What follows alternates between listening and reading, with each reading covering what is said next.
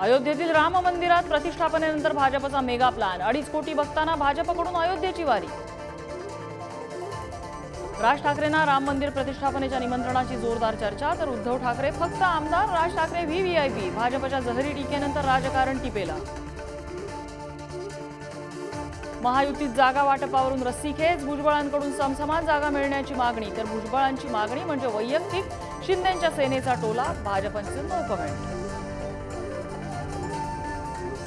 वंचित पाठोपाठ एमआयएमलाही इंडिया आघाडीत सामील होण्याचे वेध। एमआयएम खासदार इम्तियाज जलील यांचा प्रस्ताव, काँग्रेससह ठाकरेंच्या शिवसेनेच्या भूमिकेकडेही लक्ष।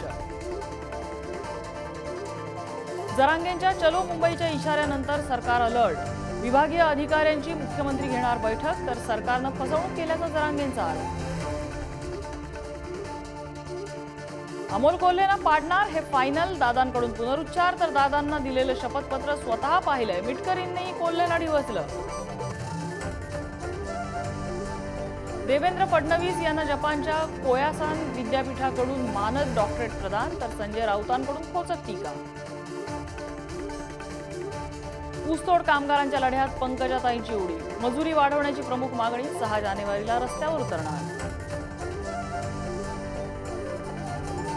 भारतीय नौदलाचं सामर्थ्य वाढलं, आयएनएस इम्फाळ नौदलाच्या ताफ्यात दाखल, संरक्षण मंत्री राजनाथ सिंह आणि मुख्यमंत्री एकनाथ शिंदेंची उपस्थिती। साई दर्शनाला आता मास्क सक्ती होण्याची शक्यता, पालकमंत्री राधाकृष्ण विखेंकडून नो मास्क नो दर्शन, साई संस्थानला सूचना। राज्यासह देशभरात दत्त जयंतीचा उत्साह, मंदिरांना आकर्षक सजावट, दर्शनासाठी भाविकांची मोठी गर्दी।